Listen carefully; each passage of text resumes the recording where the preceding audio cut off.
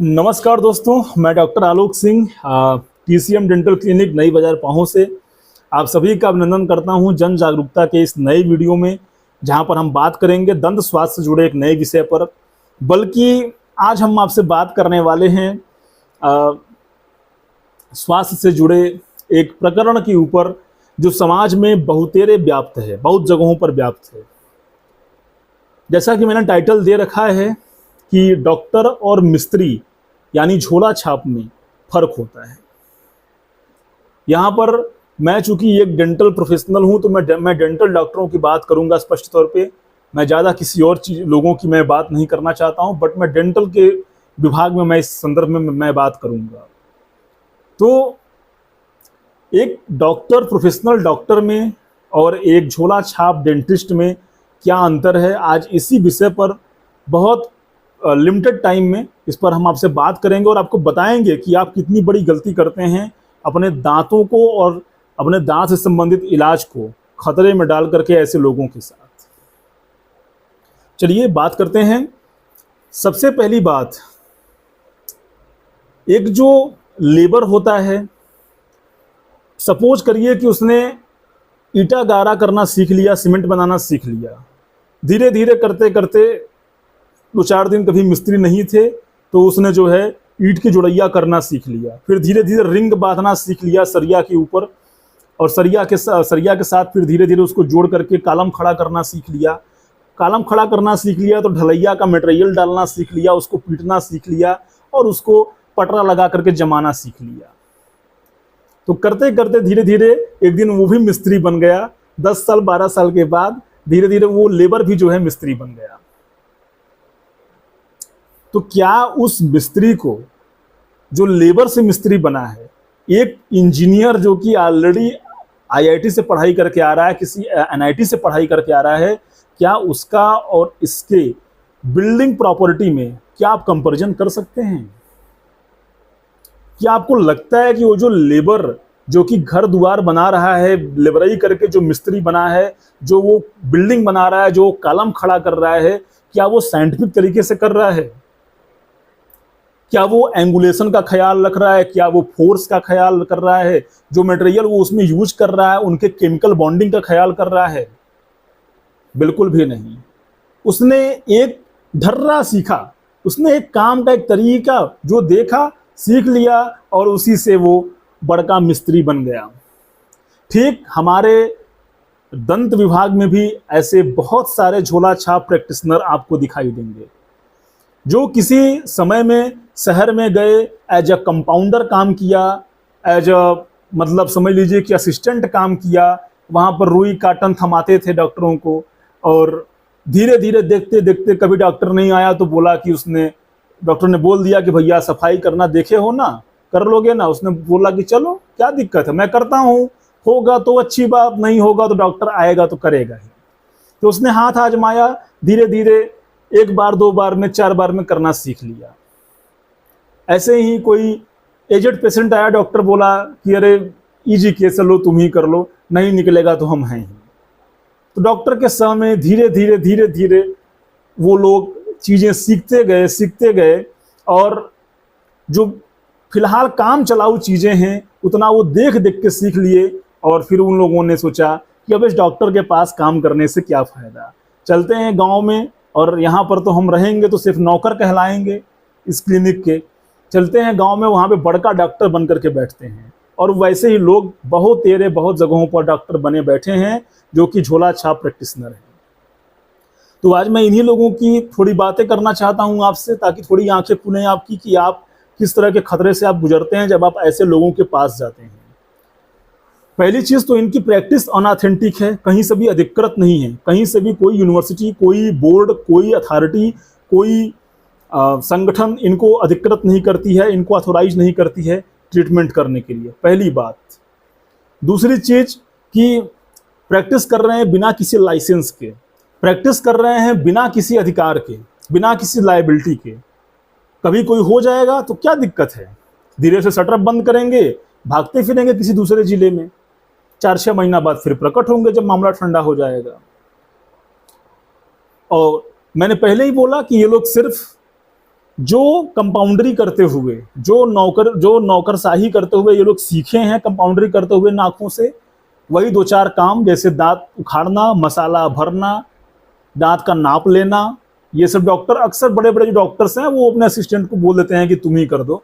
तो जैसे कि सफाई करना, जो है नाप लेना, ये सब काम तो अक्सर बड़े डॉक्टर जो सर्जन, बड़े सर्जन है वो लोग बोल देते हैं। तो ये छोटा मोटा जो प्रैक्टिस उन्होंने सीखा है वही उसको अपने वो क्लिनिक पे कर रहे हैं, जैसे भी कर पा रहे हैं। और ये लोग ज्यादातर लोगों को अट्रैक्ट क्यों कर रहे हैं गांव में? सिर्फ एक वजह से, और आप सभी लोग जानते हैं वो बड़ी वजह क्या है? पैसा, मनी। ये लोग बिल्कुल चीपर प्रैक्टिस कर रहे हैं क्योंकि इनका इन्वेस्टमेंट खुद का जीरो है। इन्होंने एक भी पैसा खर्चा नहीं किया है पढ़ाई करने में, ट्रेनिंग करने में, बड़े डॉक्टरों के साथ उनके गाइडेंस में काम करने में एक भी रुपया इनका खर्चा नहीं हुआ है। ये डायरेक्ट नौकर बन के काम करते थे, कंपाउंडरी करते थे, धीरे धीरे निकल करके क्षेत्र में आ गए। इनका पैसा एक रुपया खर्चा नहीं हुआ। तो इनको लगता है कि अगर हम महीने में 10,000, 20,000, अगर हम 100 रुपया में दांत उखाड़ करके, अगर हम 200 रुपया में मसाला भर करके, या हम कुछ भी ऐसे सस्ते सस्ते इलाज करके अगर हम महीने में 10,000, 20,000 भी अगर हम कमा ले रहे हैं तो हमारी बहुत बड़ी बात है। इतने में तो हमारा घर परिवार का खर्चा निकल जाएगा।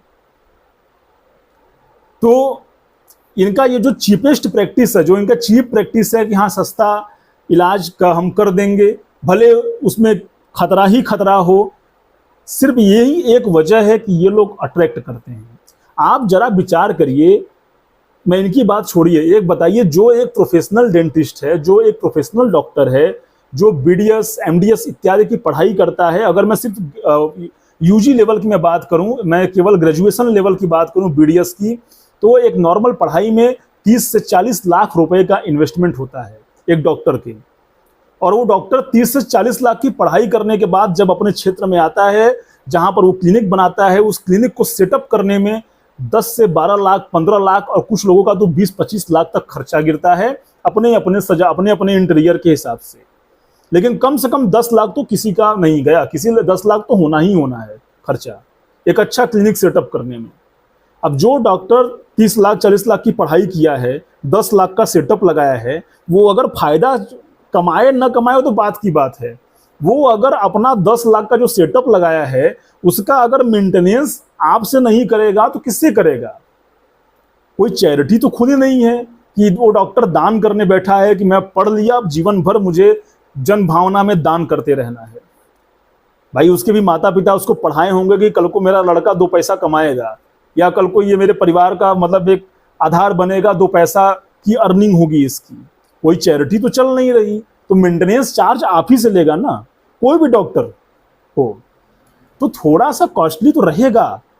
बिल्कुल ऑब्वियसली एक झोला छाप प्रैक्टिशनर से बिल्कुल 100% फिक्स है कि वो चार्ज ज्यादा लेगा। लेकिन आपको जो क्वालिटी दे रहा है, आपको जो अथॉरिटी दे रहा है, आपको जो सर्विस दे रहा है, उसका कोई कंपैरिजन नहीं है। मैंने आपको पहले ही बता दिया कि एक लेबर और एक इंजीनियर वाला उदाहरण, ठीक उसको यहाँ पर एक झोला छाप और एक डेंटल डॉक्टर में समझ लीजिए कि एक काम करने के तौर तरीके में और क्वालिटी में बहुत डिफरेंस होता है, बहुत डिफरेंस। थोड़ा नहीं, 15-20 का डिफरेंस नहीं, वहां पे 1500 का डिफरेंस है, 1500 का डिफरेंस है काम करने के तरीके में।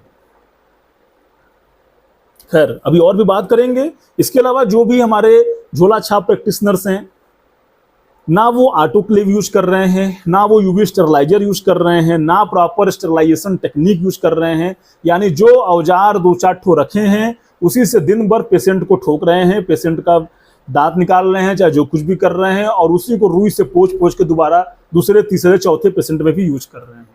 स्वच्छता यानी हाइजीन का कोई ख्याल नहीं, 1% का उनको कोई मतलब नहीं है।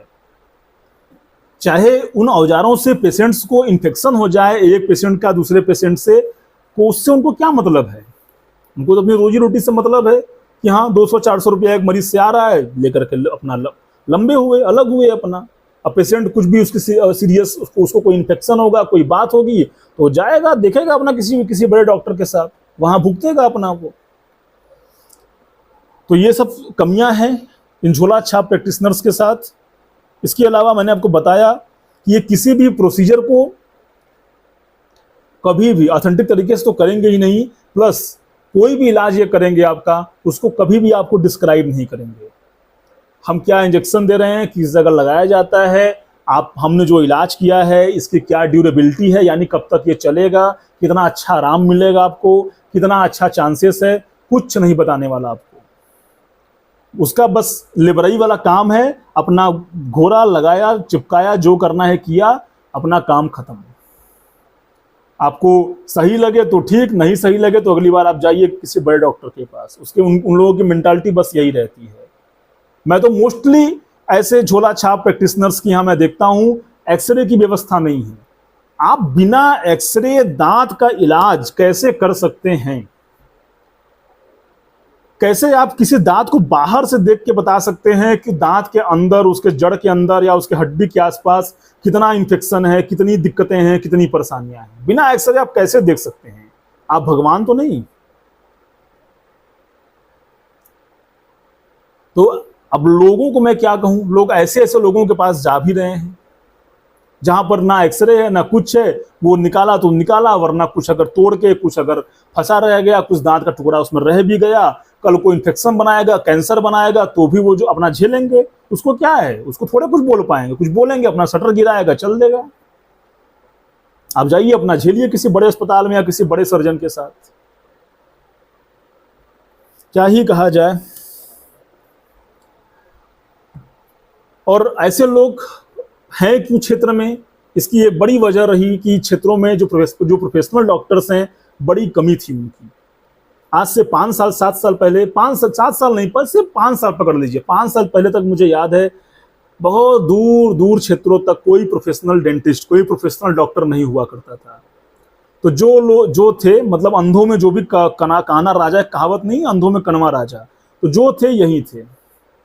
कोई दूर दूर तक कोई प्रैक्टिशनर नहीं हुआ करते थे। लेकिन अब पिछले 5 सालों से लगातार डेंटिस्ट्री में एक हाई पाई है। एमबीबीएस की सीटें महंगी, बहुत ज़्यादा करोड़ों में होने की वजह से लोग, जो भी बच्चे थोड़े काबिल हैं, वो फिर डेंटिस्ट्री ही चूज कर रहे हैं सीधे। और शहरों में एक सैचुरेशन आ गया है, शहरों में बहुत ज़्यादा लोग भर गए हैं डेंटिस्ट प्रोफेशनल। अब वो लोग आउटर पे, गाँव की तरफ ही जा रहे हैं, और गाँव की तरफ ही धीरे धीरे अपने सिस्टम को बनाएंगे। आगे आने वाले 4-5 साल सिर्फ इंतजार करिए, इतने डेंटिस्ट आपको गाँव में मिलने वाले हैं जिसकी कोई गिनती नहीं होगी। और इन सब झोला छाप का कारोबार स्वतः ही बंद हो जाएगा। और इनकी एक सबसे बड़ी कमी जो मैंने बताई थी कि भैया कोई जिम्मेदारी नहीं लेने वाले।